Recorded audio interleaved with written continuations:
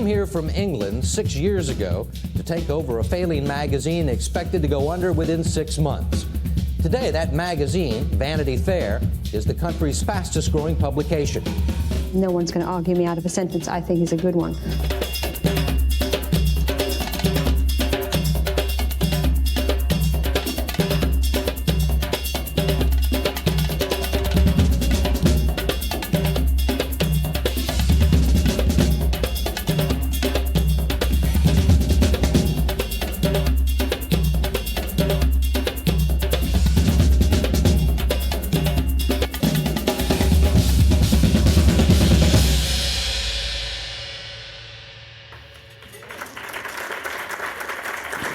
Please welcome to the stage Holly Copeland, Senior Director of Corporate Social Responsibility at Horizon Therapeutics. Good afternoon, everyone, and welcome. My name is Holly Copeland, and I'm the Senior Director of Corporate Social Responsibility, Sustainability, and Impact at Horizon Therapeutics. It is my great pleasure to welcome you to the Council for this very special lunch program in celebration of International Women's Day.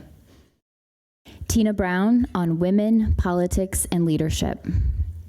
2020 is a year of milestones in the women's movement. It marks the 100th anniversary of women's suffrage in the United States and the 25th anniversary of the Beijing Declaration and Platform for Action, just to name a few. What does it mean to be a woman in the world today? How will women in 2020 shape politics and global leadership in the next decade and beyond? Today's program is part of the Women, Equity, and Global Development Forum, which engages and convenes diverse global perspectives and advocates for inclusive, sustainable, and equitable practices. We at Horizon are very proud to be a supporter of this series. As a lead sponsor, along with the lead sponsors of Abbott and Blue Cross Blue Shield of Illinois, and patron sponsors, the Whole Foods Trust, Ashley F.T. McCall, Avery McCall, Susan and Bob Morrison, and the Sakat Foundation of America. At Horizon, we are deeply committed to diversity, inclusion, and equity. However, we recognize that a commitment is not an end in itself. It must be brought to life with action. And that's why we proactively hired a consultant to evaluate whether we had pay equity across gender and race. The study found that there is no pay discrepancy at Horizon for women or for those of different ethnic backgrounds. We all receive equal pay for equal work. In fact, the consultant stated that of the roughly 100 similar assessments that they've conducted over the last 2 years, we ranked at the very top. It is so important, a necessity, for organizations to proactively confront the structural biases that enable inequities to perpetuate in the workplace. In the words of our head of HR, Irina Konstantinovsky, organizations cannot be vocal about their diversity and inclusion initiatives while at the same time refusing or avoiding to take on the fundamental and foundational issue of pay equity.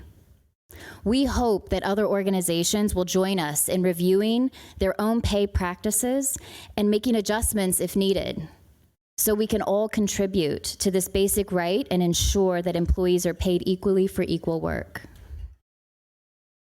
Today's event is on the record and is being live streamed. Social media engagement is encouraged, but please silence your phones. As a reminder, the Council is an independent, nonpartisan platform. Views expressed by individuals are their own and do not represent institutional positions or views of the Council. It is now my privilege to introduce you to Tina Brown. Tina is an award-winning journalist, editor, and founder of the Tina Brown Live Media and the Women in the World Summits. She is also the former editor-in-chief of Tatler, Vanity Fair, The New Yorker, and the author of several books. She was inducted into the Magazine Editors Hall of Fame in 2007. Tina will be joined in the conversation with Eartha Cousin, a distinguished fellow for global food and agriculture at the Council. Previously, Eartha served as executive director of the World Food Program and as the U.S. ambassador to the UN agencies for food and agriculture in Rome. Thank you for being here today. Let's give a warm welcome to Tina Brown and Eartha Cousin.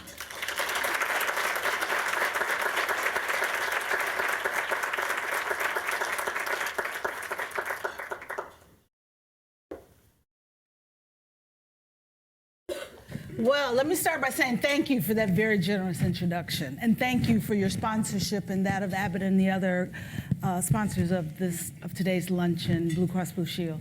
It is my honor, privilege, pleasure to sit here today with my friend, Tina Brown. Tina and I have sat on these stages together a number of times over the last several years, but usually I'm in that chair, and she's in this one. Many reprises, because Eartha is the best guest. Right? Thank you. Before we start, I have one bit of housekeeping I need to do.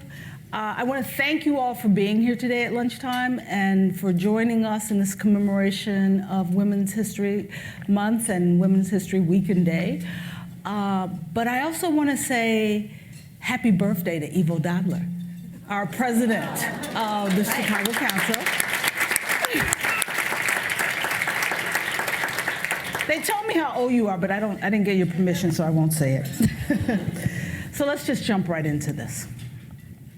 Tina, in the introduction, we heard, and most, if not all of the people in this room know, that 2020 is a historic year, that it is the 100th anniversary of women's suffrage, here in the United States, and it's the 25th anniversary of the Beijing Declaration. As someone who had the opportunity to participate with then First Lady Hillary Clinton as part of her delegation for that summit, it was a historic event. But we are celebrating what we say is a historic year. Is it really historic? Well, it's a tiny bit less historic than we'd like, because we're going to wind up with a bunch of all-male white candidates at the end of the day running in the Democratic ticket, which is a little bit crushing. However, 116 women did win, right, in the midterms, which is fantastic. And we have had three, actually, with Kamala too, of course, three really distinguished women running on that for president this year. And in a strange way, I remember Hillary Clinton saying to me, you know, just being on my own up there meant that all of the focus somehow was on me as a woman. But because there were three women up there, there has been a sort of degenderizing quite a lot, I think, of a presidential candidate who is a woman. I mean, when people talk about Elizabeth Warren now, or they talk about Amy Klobuchar, there isn't the same focus, negative focus, you know, poking and reducing on the gender front as there was. So in that sense, I do see a stride has been made. Not to the point we'd like to see a woman, you know, at the top of the ticket, because it's not going to happen. But certainly in the way that somebody who is in that running for the biggest job in the land is at least perceived, I feel.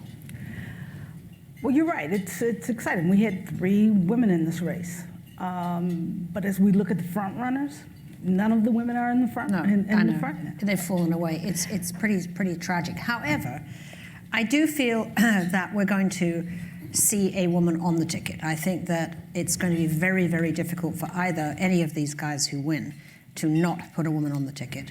I think, you know, let's hope that Stacey Abrams might wind up as one of them. I think she is a phenomenal talent, you know, who I get a sense everybody's sort of eyeballing as a possible running mate. Well, that's interesting from, as my mother would say, from your mouth to God's ears. Because the question that I would ask, and you're friends with Hillary, and we're talking about the possibility of a woman on the ticket, and we talk about the progress that women have made, but it doesn't seem as if women are supporting women. I know, it's very interesting, isn't it? I mean, one of the big raps against Hillary was how entitled she was and all that. And then you see a man dropping $400 million into the race. And you just think, wow, you know, what does it take for a man to be called entitled? You know? It's pretty stunning. Yeah, pretty stunning. And a man to be called entitled. That is the perfect lead-in for my question about Harvey Weinstein. I knew you were going to bring him up. You knew I would. Yeah, I should have said that as an answer to you, that one of the good things about 2020, just, which we're not very far into, is there was the guilty verdict for Harvey Weinstein, which I didn't actually expect. I thought he would be acquitted because of the actual nature of the cases and how they were cases which were highly nuanced, because the women had actually continued to see Harvey Weinstein after they were raped. And I thought there's no way that a jury in past, sort of what's happened before would ever convict, because always the victim had to be the perfect victim. This was the whole problem with prosecuting rape, was that the victim had to be, the most, kind of like a school teacher with no record of anything, before anybody would believe her stories. So the fact that these women were believed, despite this very sort of nuanced issue of their continued relations with him, was really a huge plus, I think. But let's get personal here, because you actually worked with Harvey Weinstein. Thank you for bringing that up. Anytime. Let me remind you, lest you forget. I gave up the best job in American journalism, editing The New Yorker, to go and work for Harvey Weinstein. Well, and that's great, because I read somewhere where you said it was 25 minutes after you'd given up that great job at The New Yorker that you realized you'd made a mistake. Absolutely. It was really stunning. He is exactly the opposite of how he seems. When he's in wooing mood, in my case, thank God it was the only wooing was professional, but he wanted me very much to leave The New Yorker, come and work for him. So in that mode, he is charming, he's intelligent, he's read everything you've ever done, he has a real sense of who you are, he's deeply interested and interesting in regard to creating an exciting prospect for you. But almost the day that you sign with him, it's like Jekyll and Hyde, and he who had been wooing me in these fancy restaurants and all of this, marvelous, kind of come on that he was doing, you go to work with Harvey and immediately you go into this dingy, I thought of it as a kind of sepulchral den of Miramax where he worked from. And there was this kind of seedy sofa in the corner, which I now think of as the Plymouth Rock of the Me Too movement, actually, because it was on this terrible couch that so many awful things we now know happen. And, there were these old crates of Coca-Cola, sort of, and it was a kind of sleazy atmosphere, very dark in that office. And, the first meeting, he calls in his sort of consigliere in the company, and he proceeds to sort of abuse them in the most amazing way. I mean, just shouting at them profanities, like mocking them, all of these things. I was absolutely aghast. I thought, what has happened to me? And I thought, well, of course, they're all going to get up and leave the room. And immediately, how could anybody be spoken to like that and still be sitting there? And they went on sitting there. And then I realized that's just what his MO was. And that was the beginning. And then I knew what was in store for me. And that is what it used to be. I mean, I used to just dread that voice on the speakerphone. And in fact, interestingly, when in fact, at Women in the World 2 years ago, we actually played that FBI tape of the sting when the Italian model, Ambra Gutierrez, had to wear a wire to prove to the prosecutors that Harvey Weinstein had assaulted her the day before, and she then went back in to prove that he had, so that, and he actually apologizes in his own way on the wire, so it clearly proves that he was guilty, and they didn't prosecute. But just hearing that tape of him sort of threatening her, wheedling her, lying to her, so just actually made me feel quite traumatized. And I realized, just what it had been like for 2 years to have this kind of battering of and wearing down of your confidence, which is what he would do with women. So, yeah, he's pretty bad news. To say the least. But you survived.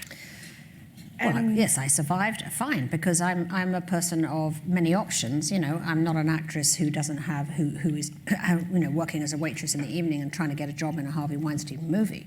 But I think that there were many women who didn't survive, really, in the sense that their confidence was so abused, and also, if you rejected Harvey, you did run the risk of having your career nixed, as Ashley Judd proved.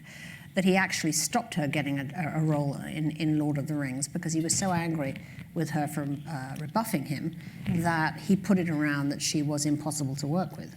And this is the kind of stuff he would do if he rejected him. So many of the women who sort of ended up kind of submitting to these actions were only doing so out of real, genuine fear what would happen to their careers.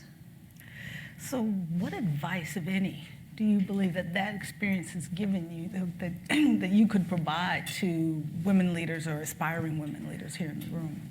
Well, I think that the lesson of it all was the real need to speak up at the time. You know, you have to speak up. You have to be aware of how someone's behaving and saying this truly, you know, cannot happen. And I very much admire some of the women who did. I really do. There was actually a secretary in his London company who was one of the very earliest of the abused women, and she very, very early lodged a case, and she had to sign an NDA, but she wouldn't take it, which was very, very good. But I mean, you know, we can all sit here and give advice to people about, you know, what they should do, but you can only do stuff if you have options, and that is why it's such an abuse of power, because so many women, and these women were celebrity women, so they can also get, you know, a platform if they really want one. Mm-hmm. But as we all know, there are so many women in very low-paid jobs who are undergoing that kind of treatment, and they simply don't have an option to get another job. So, in preparing for this, I spent a lot of time looking at Tina Brown YouTube videos, and in one of the interviews, you stated Weinstein, Trump, Cosby. There's a cumulative rage in women, and women are saying enough. Forget influence. We want power. Correct. That is right. That is what the rage is about, actually. But it isn't just the rage of the sexual abusers. I do think there's a certain rage that has sort of grown in women at the constantly being told to kind of, things are improving, we're making so many improvements. I mean, how many corporate conferences have you gone where a male CEO sits there talking about the female pipeline in his company, a female pipeline. I'm thinking, wow, that must be like an exploding pipeline with all of those women stuffed into this pipeline. Because every time I come to these, you know, conferences, it's always a guy sitting there talking about his pipeline. And I think, you know, women are just sick of this sort of soft soap. And I've felt strongly that I think that what they're tired of is feeling they have to be gold in a silver job. You know, that they are doing all the work so often, and yet they've not got that title and that salary and those opportunities that come with having the top job. On top of them is a man who has, you know, is not actually doing their work. You know, he's sort of out there being the showpiece of the company. It happens frequently. And I think that there was sort of been a growing just not acceptance of that anymore. And then when you lard onto it, you know, the sexual abuse and the disgraceful behavior of some of these very, people in very powerful positions, it just erupted and exploded. And I think the final straw, of course, was when Trump won after the Access Hollywood tape. The idea that it just didn't matter enough to derail him, I think really was a sort of real moment of truth for women to think that, wait a minute, that didn't matter. That Access Hollywood tape, that it really somehow didn't matter, that he talked about women like this. How could this be? You know, and that is what I think led to that kind of explosion of women's rage, which has really sort of continued. And the great question though now is, okay, so there's a huge amount of noise, but is anything really being achieved? And I think that is the great anxiety, because I do see not enough changing, really. I mean, every time I get an email about a new change of roles, it always does seem to be a man getting that top job, and we have fewer women actually in the Forbes, 400 list, and fewer women in the top list of executives and so on. There's fewer than there were before, for some reason, and I don't really know why, because it feels like there's a lot of traction on behalf of women. But as we saw in the Oscars, in the end, there actually weren't any women nominated, for directing and producing. There weren't. So how did that happen after all the noise? How did that happen after all the noise? I've had the opportunity to sit on the stage at Women in the World, and you use this forum, you've built this forum of women in the world to have these types of conversations about truth and power and what happens after all the noise. And we've had amazing people on the stage over the past 10 years, now we're going in 11th year, talking about that truth and how they speak that truth to power. Has the truth changed in the time? Well, I mean, I've always been stunned by how women, are so courageous in countries where they face such huge oppression and repression. I mean, cultural repression, political repression, and Women in the World was really built on trying to bring to the US women who had these remarkable stories to tell, and somehow had survived, and somehow were yet still so resilient and so joyful as women. That's what really stunned me.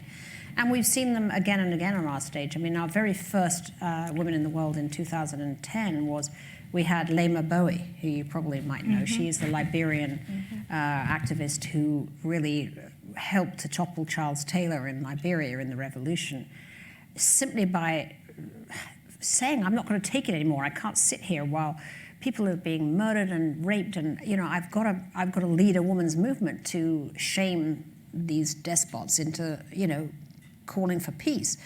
And she led this amazing insurrection of women wearing their white T-shirts, and really she was a remarkable hero. She eventually got the Nobel Prize, which she shared with Ellen Sirleaf Johnson, but she was like the sort of mascot, in a sense, of Women in the World. She's been many, many times because she's so inspiring, because she was studying to be a teacher, and she just stood up and said, people might say, well, why you? And her answer would be, why not me? I have to do this. And we've had women such as her on our stage year after year who have done amazing things. And, this year our theme is Truth to Power, and we have actually Fiona Hill just came in, who obviously was on the National Security Council. She testified, of course, in the hearings about Ukraine, about the Trump malfeasance in Ukraine. She was enormously brave, and I thought was a real hero in those hearings, simply with her absolute sort of rock solid integrity and her courage to sort of stand up. We also have coming two Kurdish women warriors who, of course, been fighting ISIS, and you can't stand up to anything more brutal than that. And yet their courage is such that they're doing that. So I'm just a huge admirer, really, of women who don't have, actually, the kind of celebrity that we've seen in the Harvey Weinstein case, have none of it, and yet are so resilient and so brave. They're standing up all the time. Last year we had the sister of Loujain Al-Aful, who is the Saudi driving activist who's been in prison for the last 2 or 3 years. And she came to remind people, because here we have, Mohammed bin Saud in Saudi on a huge sort of PR campaign to say that he's, lifting restrictions on women. Women can now drive in Saudi and so on. But she was brave enough to come, which is very dangerous for her, and talk about how her sister's still in prison. She has been tortured. She won't come out and they want her to say she hasn't been tortured, and she will not say that. And this is a wonderful woman in her early 40s who was a driving campaigner, and you would think now they're saying women can drive, she'd be let out, but they don't want her to come out because they don't want people to think she was a reason why this happened, because it would encourage other activists. So that is why she stayed in prison. But it was just very moving to see, again, the courage, both to hear about Loujain Al-Aful's courage and her sister putting herself at so much risk herself to come and speak to us about that. It's really what moves me to hear that. And having been in the audience, as well as on stage at this event, you're right, the stories are so moving, but you very specifically said these are women who don't have celebrity, but they're doing amazing things around the world. Is the media doing enough to support the role of women? They're not, and actually the whole reason that I started Women in the World was because I kept meeting these amazing women, because I was on the board of an NGO called Vital Voices, which works with women from emerging leaders. And on our sort of retreats, women like this would be coming, and they were just so, I kept thinking, these women are stunning, they're incredible. Why can't we get them on the air? Why can't we, why doesn't anybody care about writing about them or featuring them on TV, but they can't. You know, the lack of interest in foreign affairs in America is really awful. You know, people just doesn't get any space, any time, any place on the news. So they can't get any attention. And so I thought how great it would be to start this convening, which would bring these women to the stage, allow them to tell their stories, and really bring alive at the same time what's happening in those places. So to me, the great thing at Women in the World in the intervals is to hear people saying, I never knew that was happening in Saudi, or I never knew that was happening in Liberia, or whatever it is. Because those stories wouldn't necessarily attract their attention to read if they'd appeared anywhere, which they wouldn't probably, except in a small, foreign affairs magazine. But in bringing these women to the stage and their stories, you get educated about what's actually happening in the world. I mean, what is it actually like to be in Yemen, in the middle of, this horrendous war and famine, and what is it like to actually be there? And to bring a woman from Yemen to talk about what it feels like to be there, as I think of it, behind the lines of the news, I think provides a hugely relevant service, if you like, while at the same time being very exciting to watch.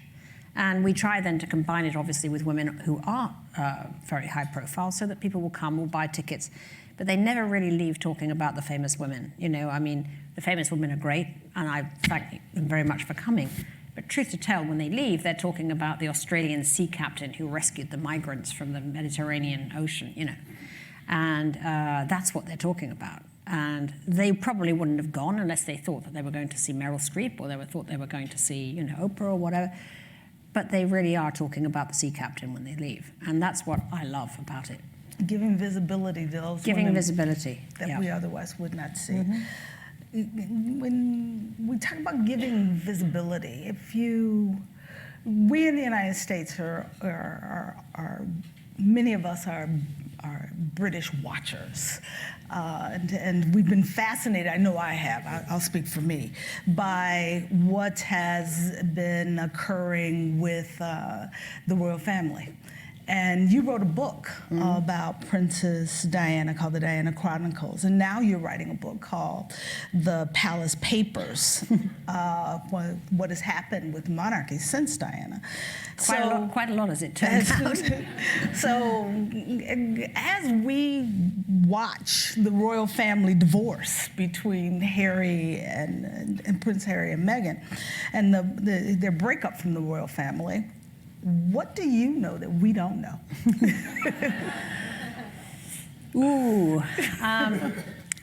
Well, it's quite fascinating what's happened because, for years, the great mantra after Diana died, one of the Queen's sort of watchwords was like, never again. Never again are we going to go through a situation like we have with Diana. And by what she meant by that was, someone who comes into the royal family who rocks it and destabilizes it by the massiveness of their celebrity, the popularity, which completely then sort of takes it all out of balance. The great service that King George V brought to England was to make the monarchy really dull. I mean, it was, and dullness, I mean, without being facetious, I mean, it's what it needs to be. I mean, it needs to be balanced and admirable and so on, but blazing celebrity drama, that's not what you want from the royal family. And in fact, it went through this terribly rocky time when the abdication, when Edward VIII fell in love with with Wallis Simpson and abdicated, which again was the next kind of, that was the first sort of huge drama that rocked the family. And then, of course, Diana, who no one would have thought could have turned out what happened. I mean, when she was first picked by the Queen Mother to marry, really, Prince Charles, I mean, they saw her as this charming English rose, aged 19, which when you think about it now is so really ridiculously young, who was a sort of mouse, and she would be charming and she would be lovely and she would back up Charles. Well, of course, she turned into this mega superstar, and it just destabilized everything. So, of course, it took 20 years to sort of get over all that. And you had a period where Kate and William and everything, I mean, Charles married Camilla, that seemed drama seemed to die down, and Harry and William were the most wonderfully attractive young princes, and William married Kate, which is a little bit, you know, she's a commoner, but people got over that, and they were lovely, and everybody loved Kate. Harry was absolutely charming, and then, oh my gosh, the excitement and the marvelousness of meeting, you know, the biracial, charming, marvelous Meghan and all the rest. And then all of a sudden, bam, you know, it all blows up again. And it has been really traumatic for the royal family. And you know, Prince Charles was very keen to slim down the royals because he thought it was getting overweening and too big and so on. And now all of a sudden, you know, Prince Andrew, because of the Jeffrey Epstein debacle, you know, he's been benched. I mean, it's like out. And now Harry and Meghan have just done a bunk, you know, to Canada. And suddenly, like, I mean, it's just William and Kate. And of course, Prince Charles. So now everything is dependent, as a matter of fact, really on Kate. Because if anything went wrong with the marriage of William and Kate, that's the end of the monarchy. That would be the end. I mean, they have to now be perfect.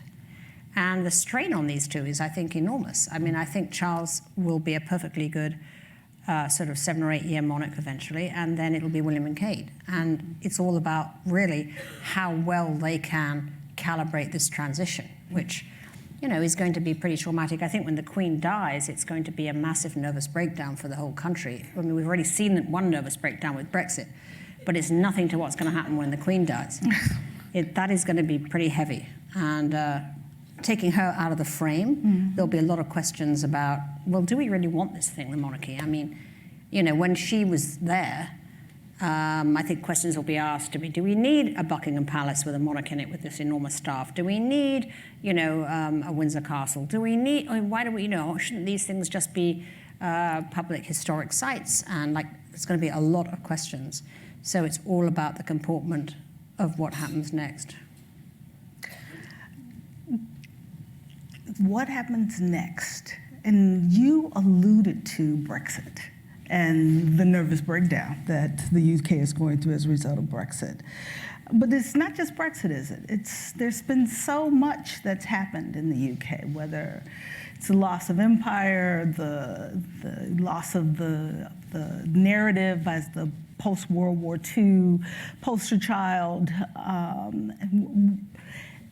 And we have our political challenges here, but there seems to be little holding the people of the UK together, other than their dislike for Trump, which 70% of the people in the UK would suggest. How do you see Brexit impacting the UK?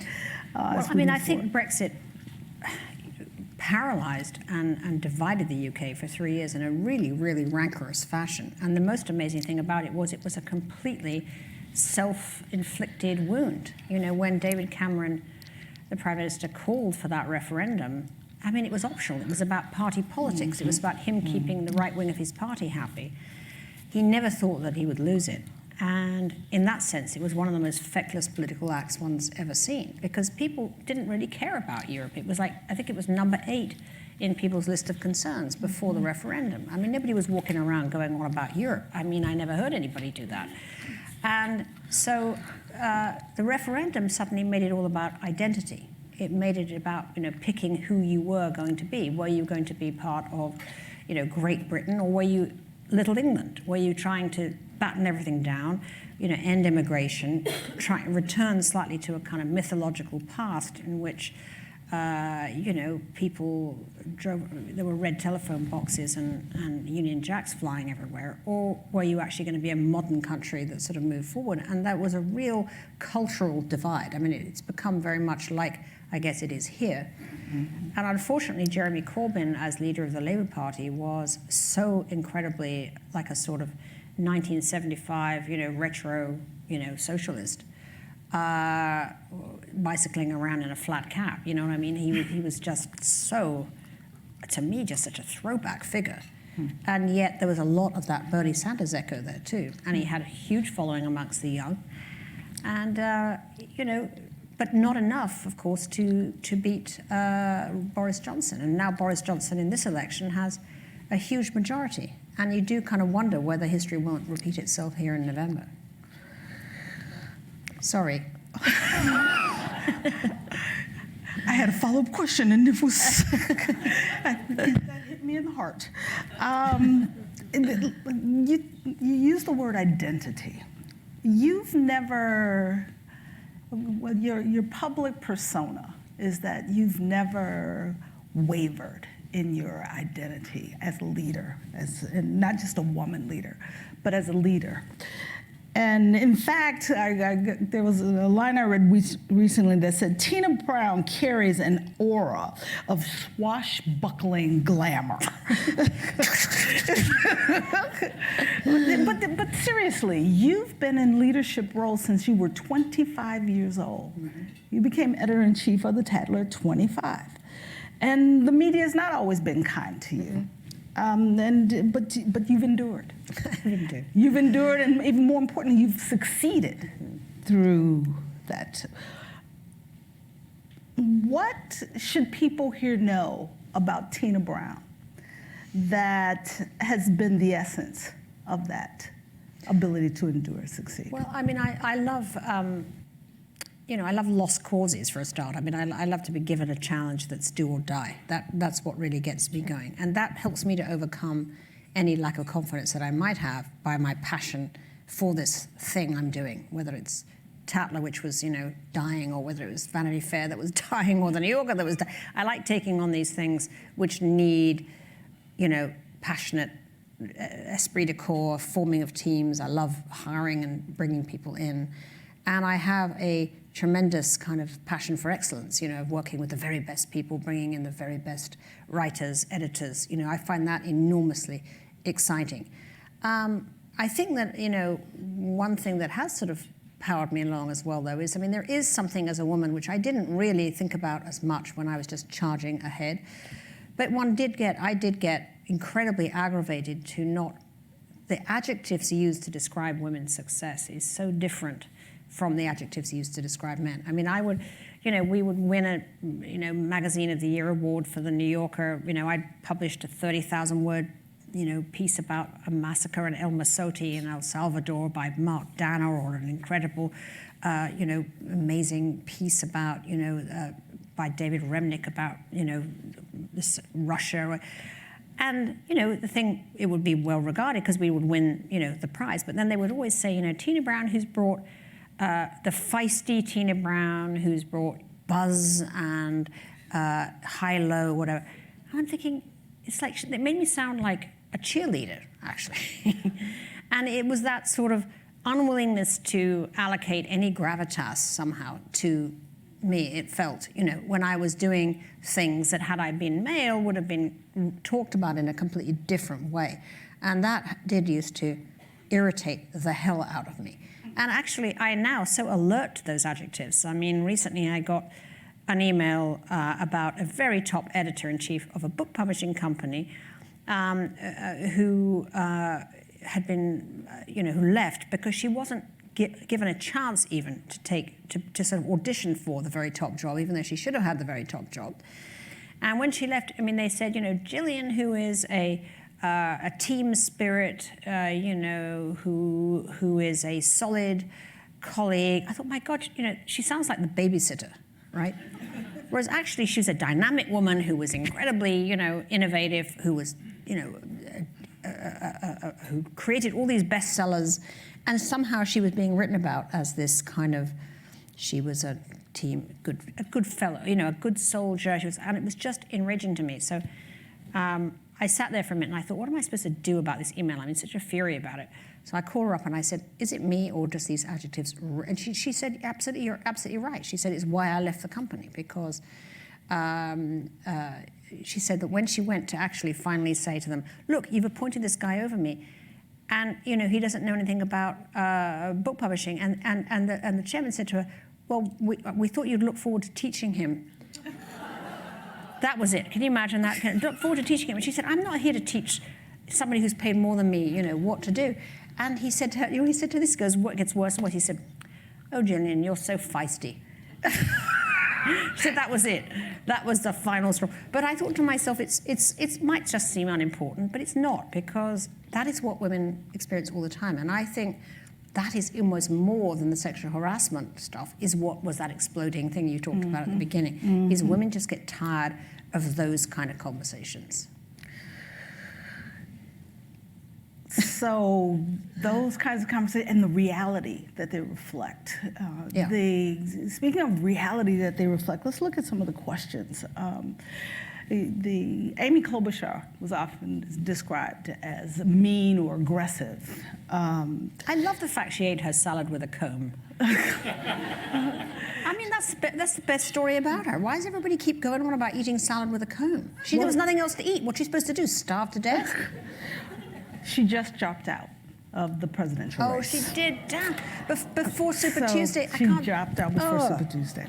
I'm sad. So what do you think it will take for a woman to win the presidency in the United States? Oh, that bums me out. I mean, I knew she didn't have a chance, but I wanted to see her fight one last stand. You derailed me with that one. What does it take? Oh my God. Earthrin, would you run for president, please? I think it takes someone like you, Earthrin. I mean, just someone who really can plant your feet on the ground and just, I mean, I don't know what it's going to take. I think America is really quite a misogynist place, actually, when you consider that we still never had a woman president. It must be the only reason. There's no other reason. So let's lighten it up a little bit.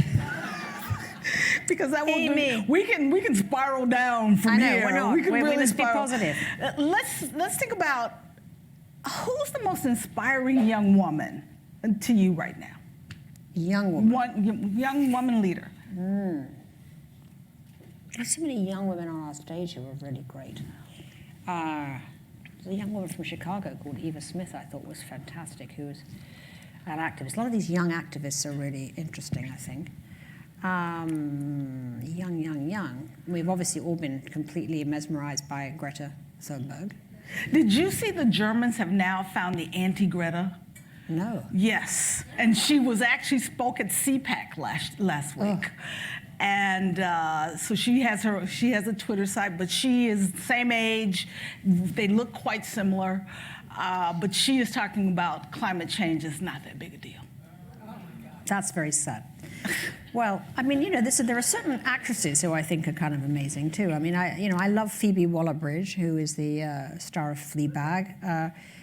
She's inspiring only because she's actually breaking every norm. I mean, she's an actor, writer, producer. She has her own production company. She wrote a Bond film. She wrote Killing Eve.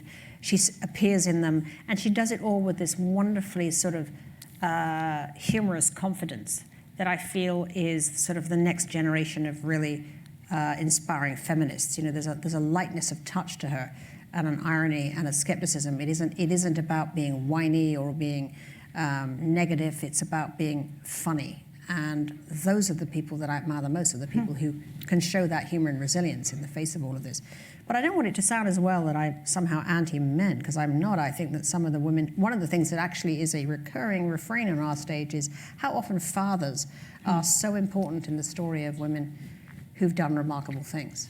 And they talk about their fathers, particularly many of the Muslim women who have really sort of broken out. It's because of their fathers. And of course that was true in Malala's case, that her father was so much behind her. Talk about men. When we talk about gender equality and the progress that we need to make, and what do you see as the role that men should play in making the difference in women's lives? I mean, I think men can be wonderful mentors and sponsors. I mean, my career, because there weren't women in those jobs, it was the men who believed in me more than any women actually, who, starting with my father, although my mother did too, but who really were fantastic. At Condé Nast, there was an editorial director named Alexander Lieberman who really taught me so much and understood what I brought to the situation, and really he did mentor me in the most wonderful way. So it's about that. It's about seeing potential in women and really making that effort to give them chances sometimes before they're ready.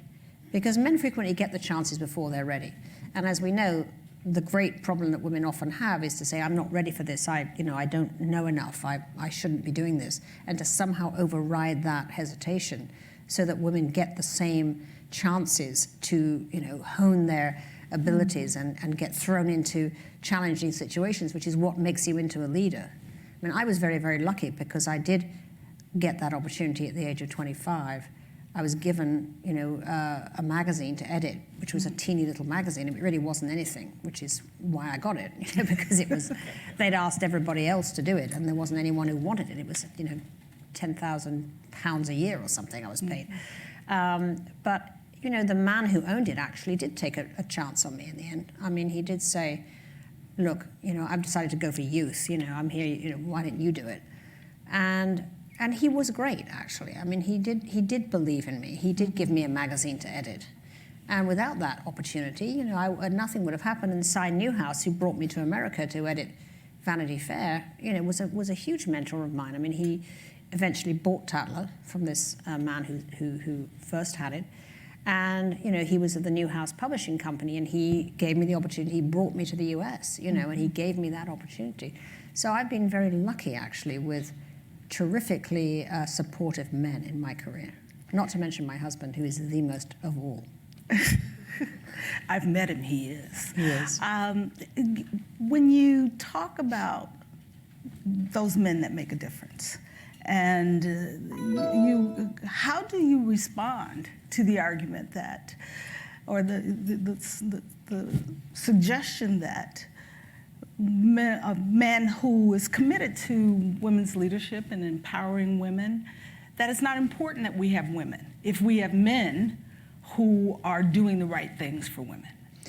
Well, I mean, part of doing the right thing is getting out of the way and having a woman take on after you. I mean, this is,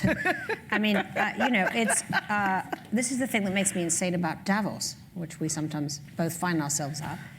I'm so tired of going to all those panels and seeing all those guys, congratulate themselves on their terrific support of women.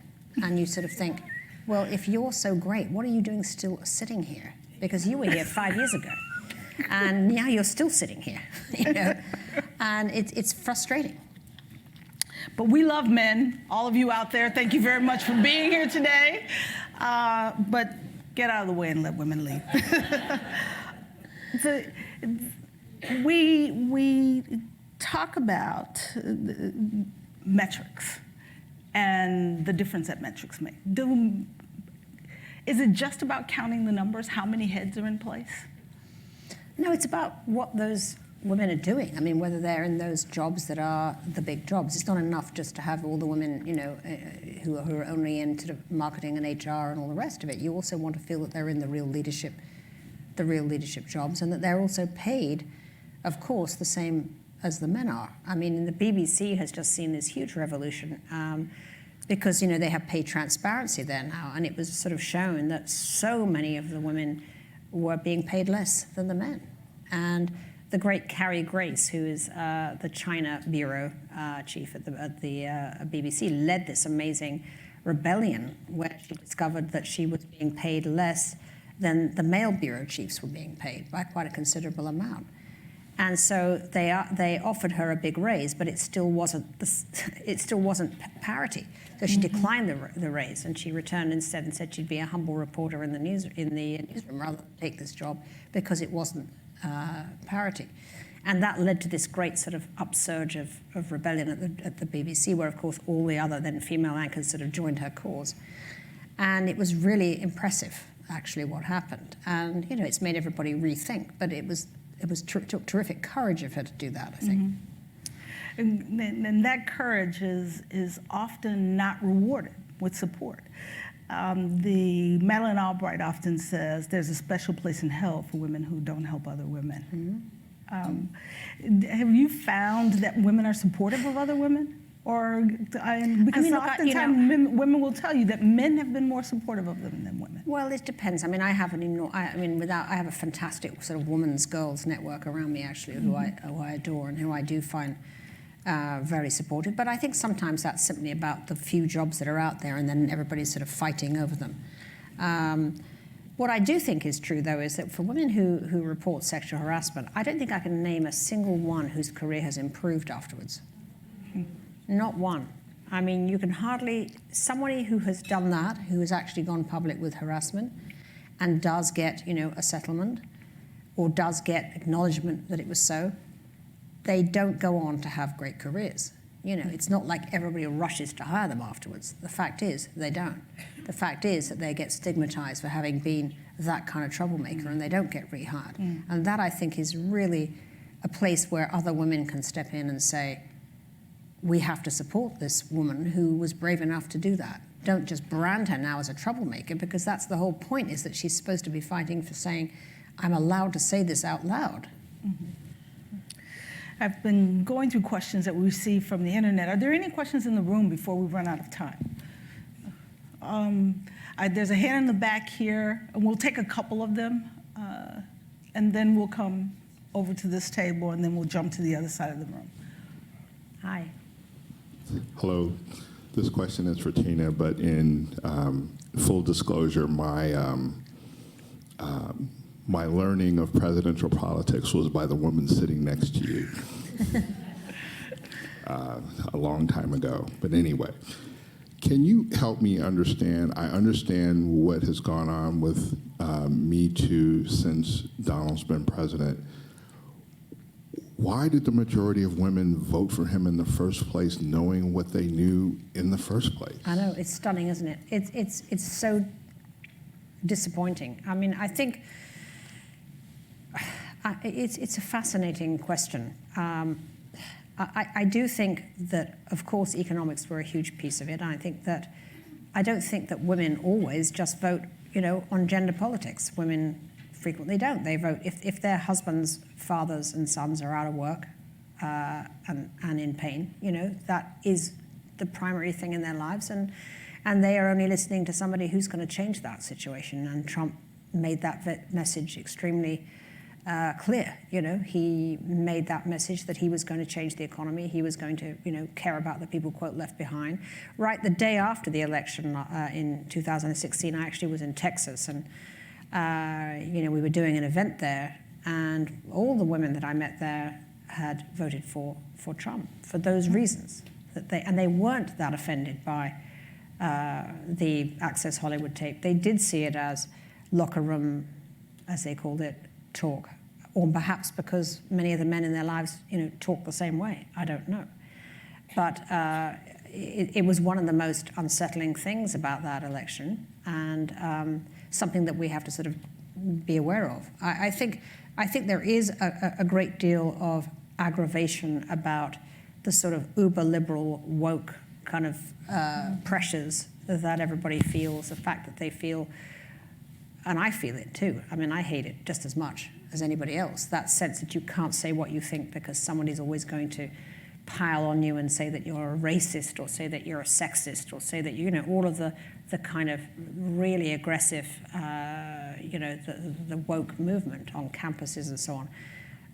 I think there's a lot of resentment about that. And that was also true in the UK with Brexit, because immigration was the major issue in the UK. But you couldn't talk about it in any kind of a way, on any kind of radio, TV show, or internet anyway, without being called a racist if you brought up that you had some concerns about immigration. As soon as you say that, when you were called a racist. And so people just didn't want to talk about it. They just didn't want to talk about it. And yet it's what everyone was talking to each other about, in the pubs and sports bars and so on, amongst themselves. They were talking about the fact that their street had become, that there were 25 Polish people ahead of them, at the National Health. And this stuff really upset people. And I think because they couldn't talk about it, that was the thing that's dangerous. I think when you can't talk about things, they fester.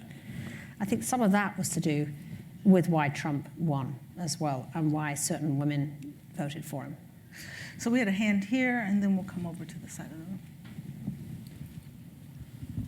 Yeah, just following up on the little discussion you had about men helping women going up the ladder, and certainly in my world, no woman has climbed to the top without having a whole group of powerful men pushing her up.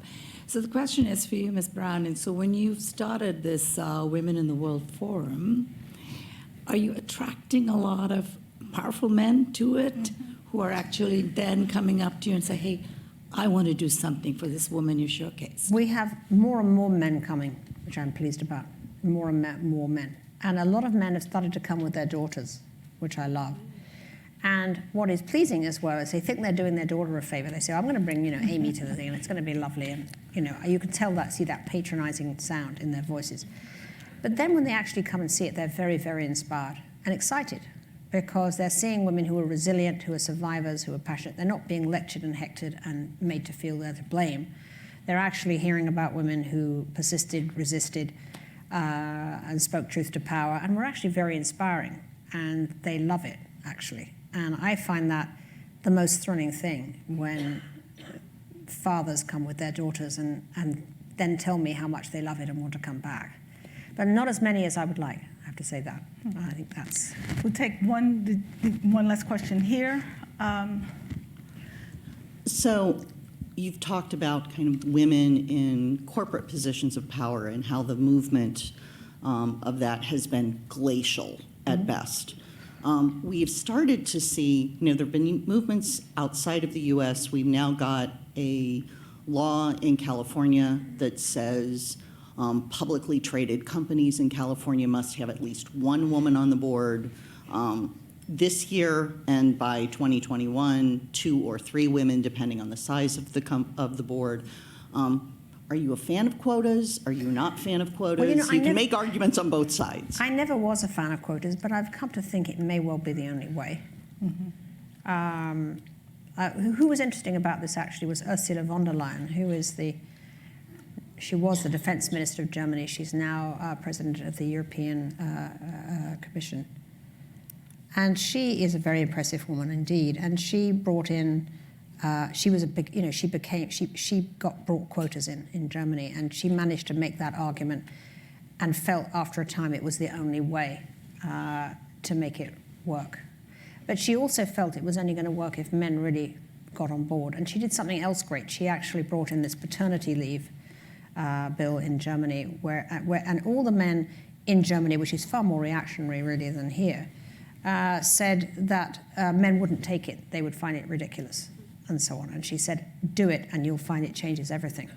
And it was only when one of her colleagues, male colleagues in the cabinet, actually, whose daughter had just had a baby, who was a lawyer, and he has seeing his daughter try to juggle, and he said, I think she's right. I look at my daughter, I see how important it would be if her husband, she came back to work and her husband could take 3 months off, how this would transform all of her feelings of anxiety. I'm going to get behind it, and they did it, and it was a tremendous success. The first year, not a lot of men took it, but by the 3rd or 4th year, all of the companies were showing that the men were taking it, and in doing it, it made them much more supportive of their wives working because they could somehow understand and relate to all of the problems that their wives were facing. So it was extremely helpful. So I am in favor now of quotas, I think, yes. And I certainly think for boards, you have to do it because there are still companies without women on boards. I mean, just to go back to the Weinstein company, there were no women on the board, none. And if there had been, perhaps, surely one likes to think one of them might have raised a flag about what was happening there. So as we close, as you look into your crystal ball, what do you see as the next hurdle that women will overcome that will make a difference in our progress? Well, I think unless we fix the whole childcare issue, there isn't any, when, for instance, there's endless conversations about why women drop out before they get to the top and so on. It's not rocket science. It's so hard to raise a family and do these jobs unless there is some support there for you.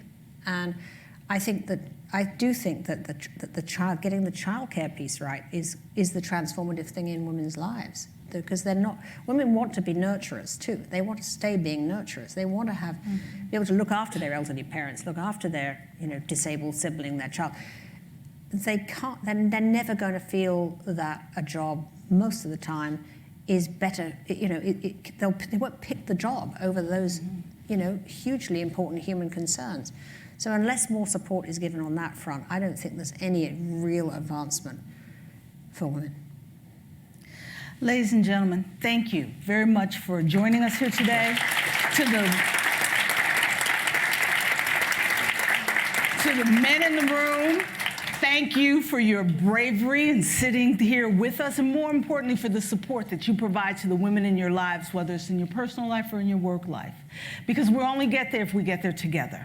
So I want to thank our guest today, Tina Brown, and please join me in thanking Tina for being willing to share her experiences, her wisdom, and her time with us here at the Chicago Council. Thank you, Tina. Earthlings. Thank you.